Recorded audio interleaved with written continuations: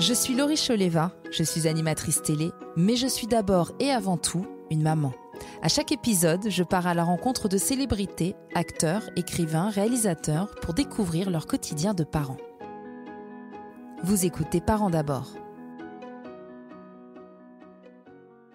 Bonjour à tous, bienvenue dans ce nouvel épisode de Parents d'abord, votre podcast de femmes actuelles consacré au thème de la parentalité disponible sur toutes les plateformes de podcast habituelles.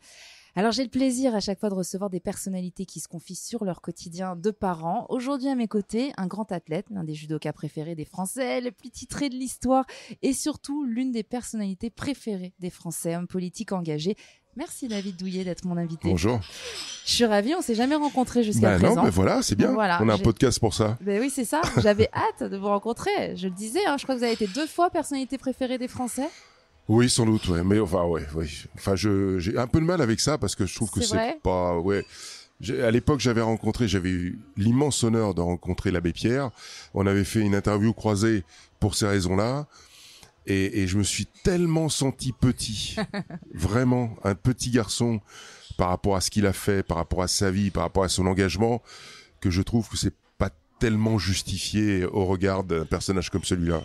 Non, c'est sûr, mais bon, ça veut dire quand même que vous êtes entré dans le cœur des Français. Oui, et qu'ils ont senti quand même quelque chose d'authentique chez vous. Parce que je pense que je leur ressemble. Enfin, voilà, c'est ça, c'est vrai. Sans doute. Alors, vous êtes à la tête d'une belle tribu, 5 enfants. Est-ce que vous pouvez nous les présenter ? Jérémy, Myriam, Mathéo, Christopher et Blanche. Blanche, c'est la dernière ? Blanche, c'est la dernière. 7 ans. Vous les avez donnés dans l'ordre ? Non. Alors, ça va de quel âge à quel âge ? Donc, 7 ans, ça va de 33 à 7. Ah oui. Et j'ai 2 petits-enfants aussi. Oh, c'est génial. Voilà. Et ils vous appellent comment ? Papy. Papy David ? Papy David, ouais. Depuis 2 ans, ouais. Un garçon, une petite fille, ouais. Magnifique. Ouais, c'est super. Alors, je suppose que vous avez eu des enfants à des âges différents, où il se passait des choses différentes dans votre vie déjà. Ah oui. Comment est-ce que j'ai vous avez vécu toutes vos paternités ? Moi, j'ai toujours voulu avoir des enfants très jeunes. Parce que, d'abord, avoir des enfants tout court, puis ensuite très jeunes. Parce que j'ai cette habitude avec ma mère, on a 20 ans d'écart. Et j'ai trouvé que voilà, c'est pas un si grand écart que ça.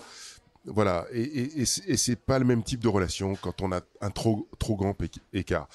Je peux faire justement la comparaison parce que Oui. entre Jérémy qui a 33 ans et puis ma petite dernière qui a 7 ans, je me comporte pas du tout de la même manière avec elle. En plus, c'est une fille, donc fille et son papa, c'est toujours une grande histoire. et puis aujourd'hui, mon grand garçon, on n'est pas générationnellement parlant, on n'est pas si loin l'un de l'autre. Donc, on est dans une relation de père-fils. Il y a pas de débat là-dessus. Mais on est aussi copains, mais pas dans le bon sens du terme. Oui, il y a une complicité plus. Il y a une complicité il n'y a pas un gouffre générationnel, voilà. Comment est-ce que qu'est-ce que vous avez ressenti à chaque fois que vous avez appris que vous alliez être père ? Moi, c'est mes plus belles médailles. Voilà, je peux pas dire mieux. Et pourtant, vous en avez. Et j'en ai quelques-unes. J'en ai quelques-unes. Et j'ai pas pu assister à toutes les naissances, mais quasiment à toutes. Et je trouve ce moment-là, incroyablement fou, magique, extraordinaire. Voilà. Et vous le disiez il y a quelques instants, forcément, vous n'êtes pas le même père pour chaque enfant, de par les âges différents et les histoires différentes. Mais vous êtes quel genre de père en général ? Je suis pas un ventre mou. Je suis le père qui laisse faire à son enfant sa propre expérience. Je suis celui qui va essayer de lui donner toutes les armes et tout l'apprentissage pour qu'il puisse s'envoler du nid. Et il faut qu'il s'envole du nid. Je suis pas le père qui va le conserver. Même pas la petite dernière ? mais pour tous. C'est ça, c'est dur de laisser partir. Mais bien sûr, j'ai évidemment eu un pincement au cœur à chaque fois quand ils vont faire leur vie. Mais c'est dans l'ordre des choses. Il faut l'accepter, le comprendre. Et le rôle, simplement, le rôle d'un père, il est court en fait dans la vie pour son enfant. C'est lui qui enseigne, c'est lui qui donne les valeurs de base, les valeurs d'éducation de base, etc., etc. Comme la maman évidemment, mais on doit les lâcher. Et il faut tout faire dans ce projet-là, dans cet objectif-là. Parce que à vouloir trop les protéger, trop les encadrer, trop leur mâcher les choses, sans qu'ils puissent faire leur propre expérience, ça marche pas bien après. Ouais, moi, je suis complètement dans le faux alors. Va falloir me donner des conseils. Mais bon, moi, ils ont 3 et 5 ans, donc pour le moment, je les lâche pas. C'est des bébés, oui, c'est normal. Ça reste à la maison.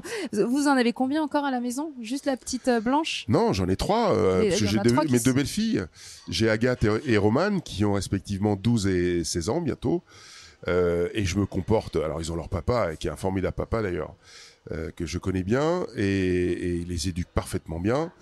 Mais quand elles sont à la maison, elles sont sous notre autorité avec ma femme. C'est ça. Et je remplis mon rôle de papa bis normalement, sans aucune différence entre la ptiote, qui est la petite dernière, qui est pourri gâtée, et toutes les autres qui le sont tout autant d'ailleurs. Donc vous pouvez les gronder, pareil. Ah, mais vous avez le droit. Non. Et elle vous le balance jamais de vacherie, genre t'es pas mon père. En famille, jamais, parce que je ne fais... Pour pas que ça arrive, ça faut être juste. Faut pas faire de différence, jamais. Et dans ma vie précédente, j'ai élevé mes 2 beaux-fils aussi de la même manière. En famille recomposée, quand vous avez les enfants de votre conjoint, il faut être impartialement juste. Il faut pas faire de préférence. Et pour moi, je les ai toujours tous considérés comme mes propres enfants. Voilà. Ça, c'est bien parce qu'elle est pas facile, la place de beau-père, ni de belle-mère d'ailleurs. Il faut la prendre. Elle est très facile, il faut juste la prendre. C'est juste un choix. C'est tout. Et une discussion avec son conjoint ou sa conjointe. Mais il faut la prendre.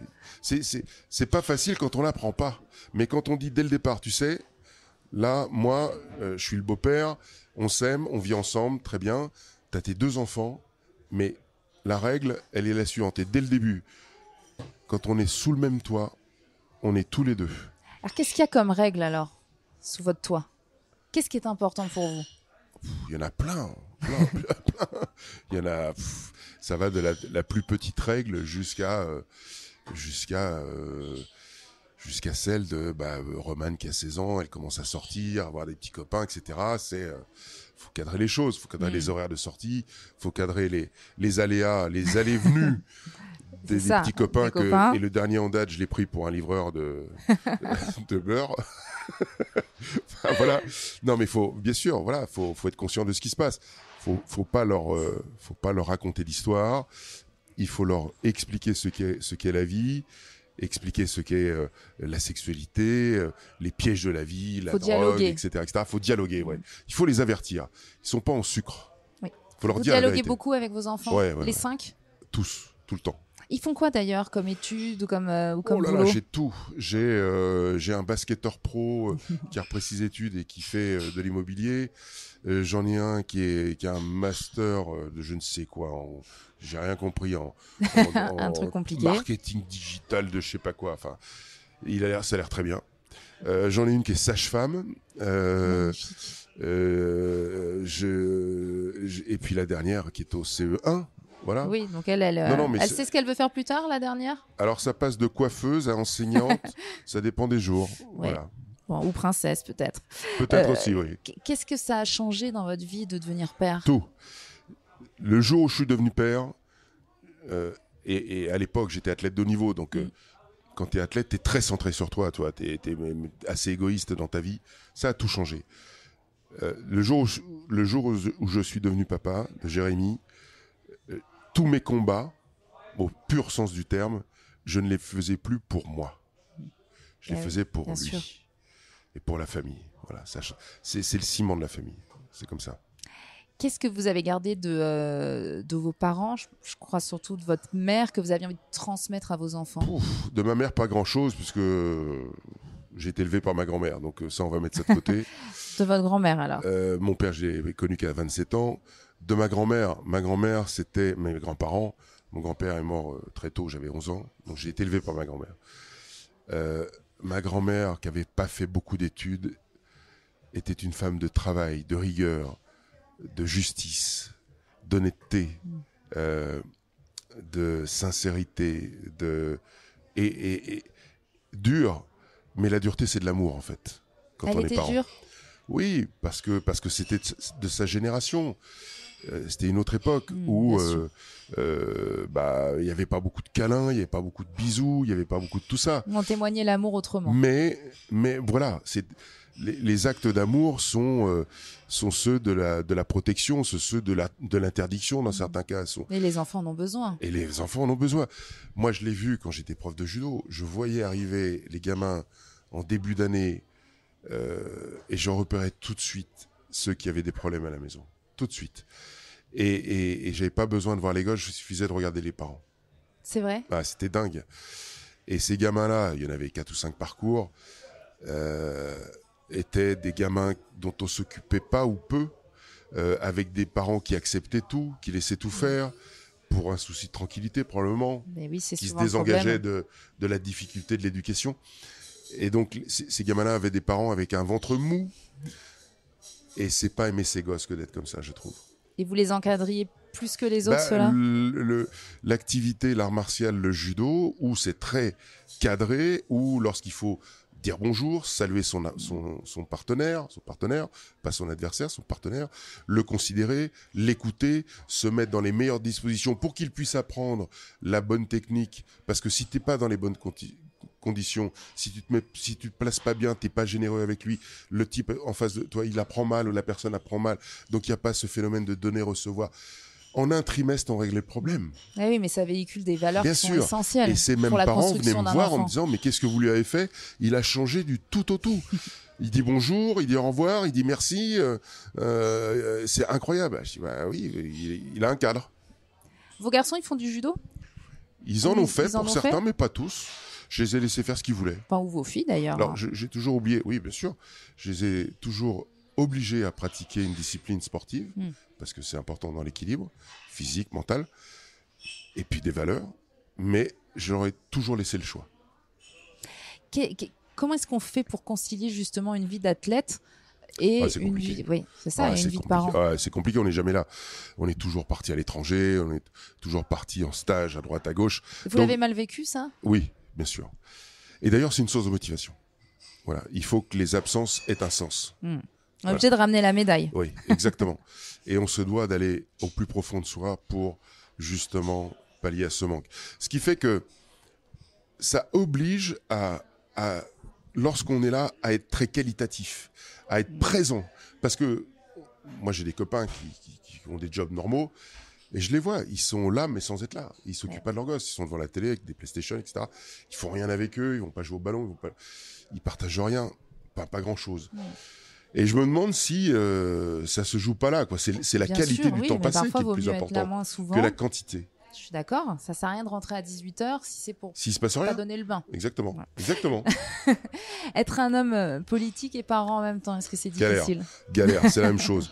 C'est exact, c'est même peut-être c'est beaucoup pire. De sacrifices ah aussi. Ouais, mais c'est des déplacements, c'est des nuitées, des journées où on n'est pas là, et donc on est dans le même profil, quoi. C'est le poids de la culpabilité. Oui, il y a le poids de la culpabilité, mais ce qui fait que c'est une source de motivation pour ce qu'on fait. Parce qu'on sait qu'il y a une contrepartie, malheureusement, des moments qu'on rate, qui sont irrécupérables. Et ce qui vous oblige, moi ça m'a toujours obligé, à ce que quand je suis là. Et je suis là à 100%. Est-ce que vous êtes quand même passé, pendant toutes ces années, avec vos enfants, par des moments de doute ? Est-ce que vous avez hésité aussi peut-être à accepter des choses ou à l'éducation, c'est décisions ? quand on éduque ses enfants et qu'on a ça vraiment ancré en soi-même. Mais il n'y a que ça, des doutes. C'est du doute tout le temps. On doute de tout le temps. Il n'y a pas de secret, il n'y a pas de recette. Chaque gamin est différent, chaque parent est différent, chaque histoire est différente. Donc, être parent, il n'y a pas de mode d'emploi. Être parent, c'est de l'amour. Et que de l'amour, c'est tout. Et des erreurs, forcément. Et forcément des erreurs. On essaye, ça marche pas, on est trop dur, pas assez dur. Enfin, voilà, c'est du. On tatillonne, mais le principal, c'est de l'amour avec un grand A. S'il y a ça, Même avec les heures, c'est gagné, vraiment. C'est vrai. Et je sais que vous avez eu un moment difficile, c'est la séparation avec votre femme. Oui. Là encore, je suppose que c'est un choix aussi difficile parce que vous pensez à vos enfants. Comment est-ce qu'il faut gérer? Moi, j'ai pensé qu'à eux. Et à chaque fois, je n'ai pris des décisions qu'en pensant à eux. Ce sont eux le plus important dans cette affaire-là. Parce qu'il y a de la souffrance, parce qu'il y a de la séparation, parce qu'il y a une rupture, parce que voilà. Et il y aura de toute façon une blessure, il y aura une cicatrice. Ça, que vous le vouliez ou non, faut pas se raconter d'histoire. Donc il faut que cette cicatrice arrive le plus vite possible, qu'elle soit la plus solide possible, et que surtout les parents, les deux séparés, soient le plus intelligents entre eux. Et c'est tout. C'est ça qui fait la différence dans les séparations. C'est toute la différence. On parle souvent de charge mentale pour les femmes. Ah oui. C'est comment pour les hommes? Oh, c'est plus facile. C'est plus facile. Ah ouais, mais c'est plus facile. C'est plus facile. C'est largement plus facile. Moi, franchement, je le dis très sincèrement, je me mets à genoux devant vous.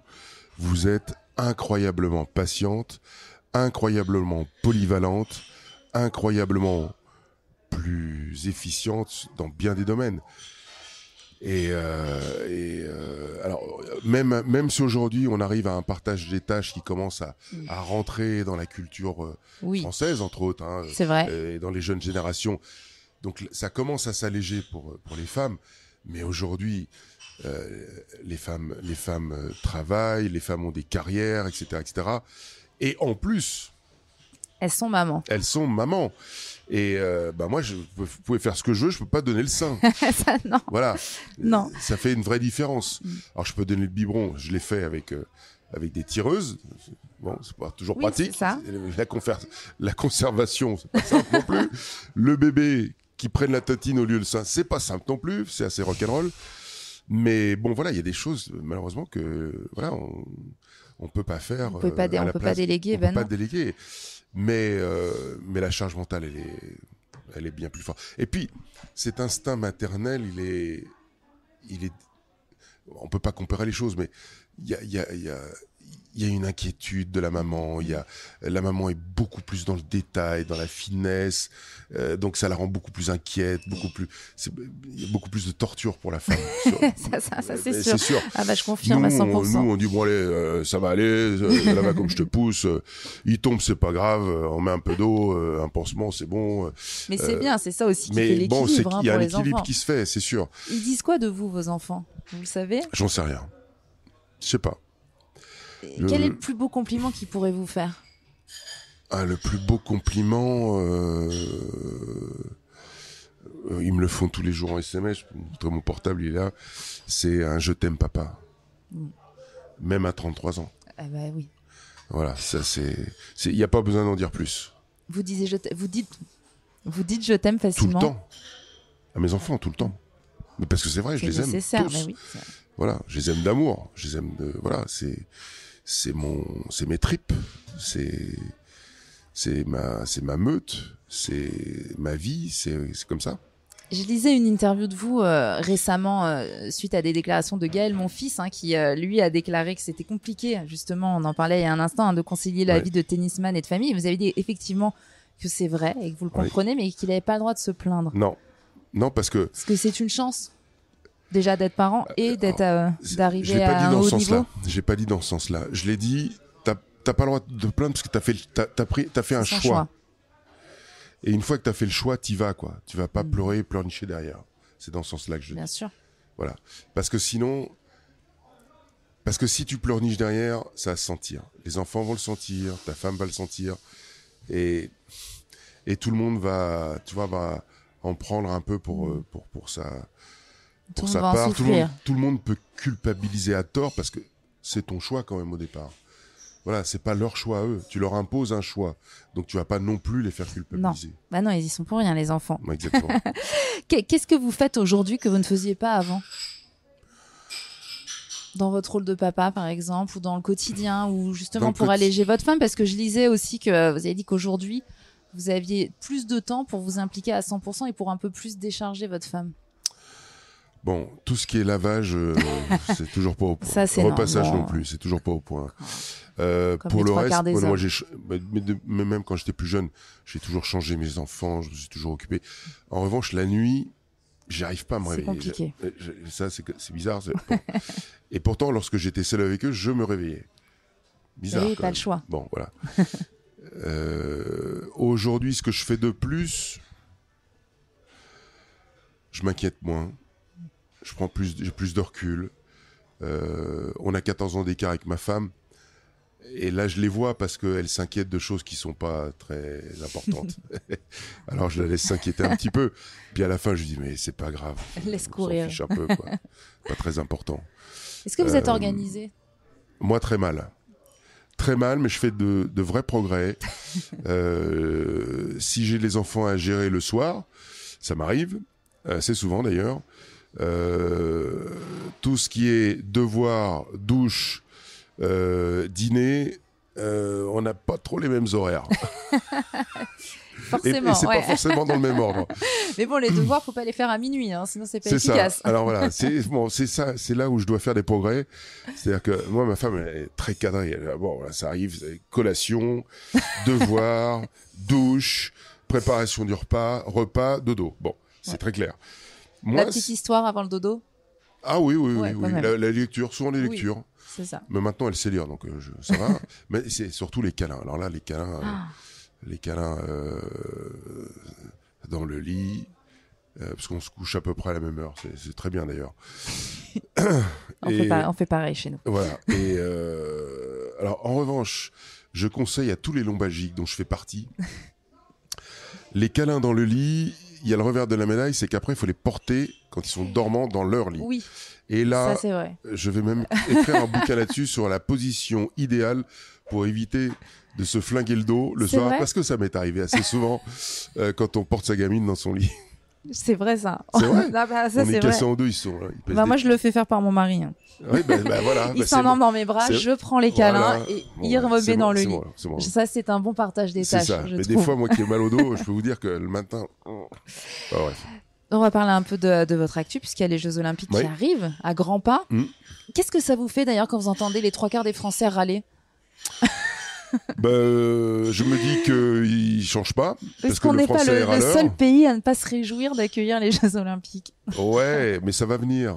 Je pense qu'il va y aura une montée en puissance. On ne se rend pas compte, en fait. Non, mais en fait... Vous qui connaissez ça par cœur, je pense vraiment qu'on ne se rend pas compte. Non. C'est-à-dire que les enfants... On va parler d'enfants, d'ailleurs. Les Jeux, aujourd'hui, à travers les médias et ce qui se passe, on ne parle que des petits tracas. Je dis bien des petits tracas.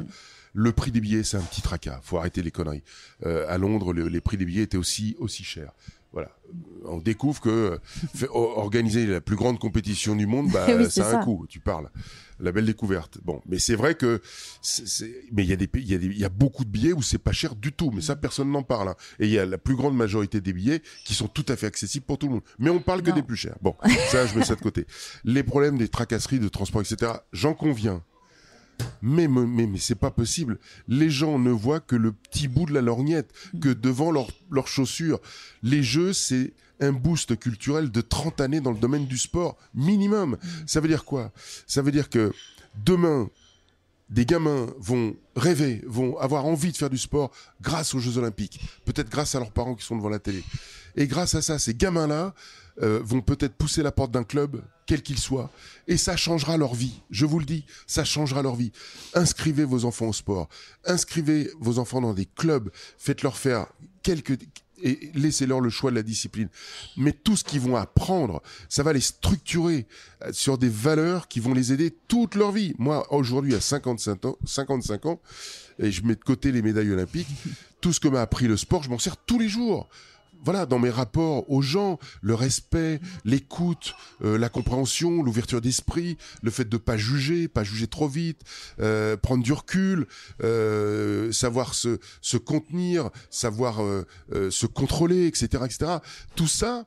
Alors, je parle pas de la capacité de travail, de remise en question, de fixer des objectifs, etc., c'est ça, etc. Tout ça nous aide à vivre en société.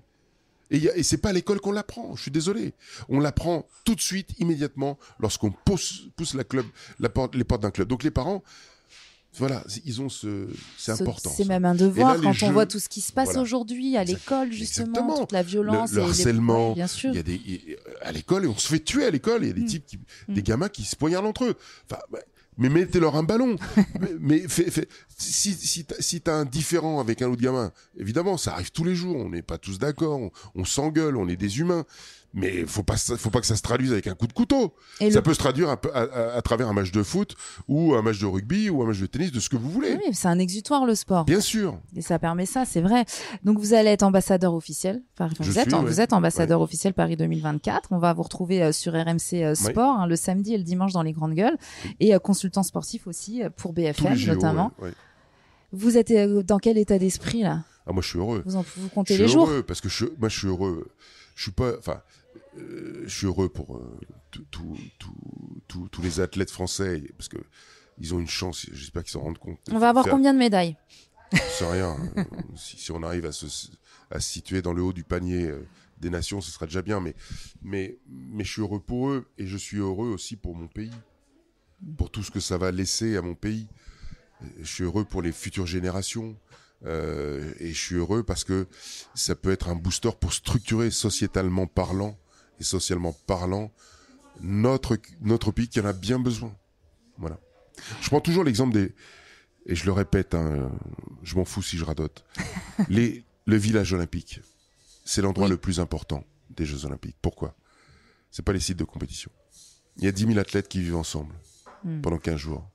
Ces 10 000 athlètes viennent du monde entier, de tous les pays du monde. C'est ça. Sont de culture, de religion, de couleur, tous différents. Et il n'y a plus de barrière de langue à ce moment-là. Il n'y a pas de barrière de langue. Ils arrivent, donc ils vivent ensemble. Ils se parlent. Et ils font des compétitions ensemble. Ils arrivent à faire, c'est quand même dingue, ils arrivent à faire un des plus beaux spectacles au monde, ensemble. Oui, pourquoi? Parce qu'ils ont la même colonne de valeurs. Voilà, c'est tout. Et qu'ils ont appris dans le sport, que tu fasses du sport en Afrique, en Asie, en Europe du Nord, en Amérique du Sud, du Nord, etc., quand tu fais du hockey, du judo, du marathon, de l'escrime, de ce que tu veux, t'apprends ça. Donc c'est l'exemple c'est l'exemple criant que l'humanité est capable de vivre ensemble. C'est la richesse de l'humanité. C'est vrai. Justement, je regardais là parce que vous avez tellement d'activités, on n'aura pas le temps de tout faire, mais vous êtes aussi conférencier sur le leadership, sur le dépassement de soi, sur la motivation, sur l'excellence. Et tout ça, vous avez réussi aussi à le transmettre à vos enfants. Comment est-ce que vous leur parlez de tout ça? C'est plus facile de le faire devant une entreprise que devant ses enfants. C'est vrai? Eh ben oui. Ils sont plus attentifs en entreprise. Oui, c'est ça, c'est ce que j'allais dire. Vos enfants, ils vous connaissent, ils savent qui vous êtes vraiment au plus profond, et ils connaissent vos défauts, vos qualités, et ils savent vous manipuler. Faut pas être dupe. Mais l'honnêteté, la droiture, le fait de pas chercher d'excuses, de se regarder droit dans les yeux et de se dire honnêtement, est-ce que j'ai bien fait, est-ce que j'ai pas fait, ça je l'aurais appris. Voilà, de pas rejeter la faute sur quelqu'un d'autre, d'être ouvert, d'être tolérant, d'essayer de comprendre l'autre, de l'écouter. Voilà, ça c'est des choses qui sont tellement importantes, quoi. Qu'est-ce qu'on peut vous souhaiter pour la suite? Je sais pas,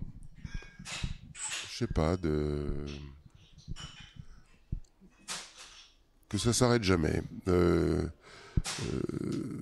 J'ai toujours embarqué ma famille dans des projets de dingue et j'adore avoir des projets. Donc j'ai 55 ans, j'espère faire encore 2 ou 3 vies professionnelles sur des cycles de 10 ans. Et si un jour je pouvais travailler avec l'ensemble de ma tribu, j'en serais très heureux. Est-ce que vous avez un projet en tête? J'ai un petit projet en tête, oui, mais je l'aurais pas dit encore. Donc vous pouvez pas me le dire à moi. Bah non, parce que si j'arrive pas, je vais passer par l'andouille. C'est ça, ils vont pas être contents. Ouais. Bon, ok, on se reparlera alors à l'occasion. Plaisir. Merci beaucoup. Et je rappelle, David, qu'on pourra retrouver ce podcast sur toutes les plateformes de podcast habituelles et sur le site évidemment Femmes Actuelles. Parents d'abord est un podcast de Télé Loisirs et Femmes Actuelles. Si vous avez aimé cet épisode, n'hésitez pas à le partager et à vous abonner sur votre application de podcast préférée. À bientôt.